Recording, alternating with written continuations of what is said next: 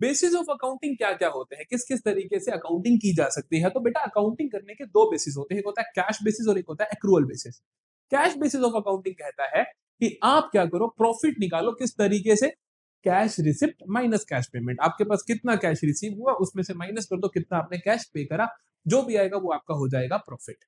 Accrual basis क्या कहता है, एक्रूअल बेसिस कहता है कि सर प्रॉफिट निकलता है रिवेन्यू माइनस एक्सपेंस। रिवेन्यू का मतलब इस साल का कितना खर्चा है, रिवेन्यू का मतलब इस साल की इनकम कितनी है, चाहे वो कैश में रिसीव हुई चाहे नहीं हुई, और माइनस कर दो एक्सपेंस। एक्सपेंस बोले तो इस साल का कितना खर्चा है, चाहे तुमने कैश में पे करा चाहे नहीं करा। एक एग्जांपल से समझते हैं। मान लो मैं कहता हूं कि मैंने इस साल कैश सेल्स करी 1 लाख की, क्रेडिट सेल करी 50,000 की, एक्सपेंस मेरा हुआ 1 लाख का।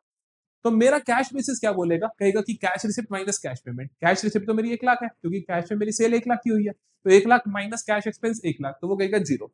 वही एक्रूअल बेसिस क्या कहेगा, रिवेन्यू माइनस एक्सपेंस। रिवेन्यू बोला तो कैश वाली सेल भी और क्रेडिट वाली सेल भी, तो वो कहेगा 1 लाख प्लस 50,000 मेरी हुई टोटल सेल्स, टोटल रिवेन्यू, उसमें से 1 लाख का एक्सपेंस माइनस कर दो तो आ जाएगा 50,000। तो इसी सेम केस के अंदर एक्रूअल बेसिस तो बोलेगा कि आपका प्रॉफिट है 50,000 का, कैश बेसिस बोलेगा आपका प्रॉफिट है 0 रुपीज का। तो ये फर्क होता है कैश बेसिस और अक्रूवल बेसिस में। अगर पसंद आई हो तो प्लीज नीचे दी गई वीडियो चेकआउट करो, वहां पे पूरा का पूरा लेक्चर मैंने तुम्हें करवा रखा है, जहां पर मैंने पूरा चैप्टर अच्छे से समझा रखा है। और जल्दी से जाओ और चैनल को सब्सक्राइब कर दो।